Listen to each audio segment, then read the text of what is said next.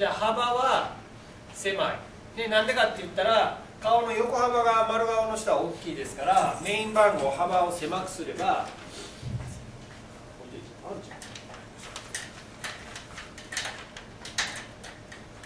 狭めだと。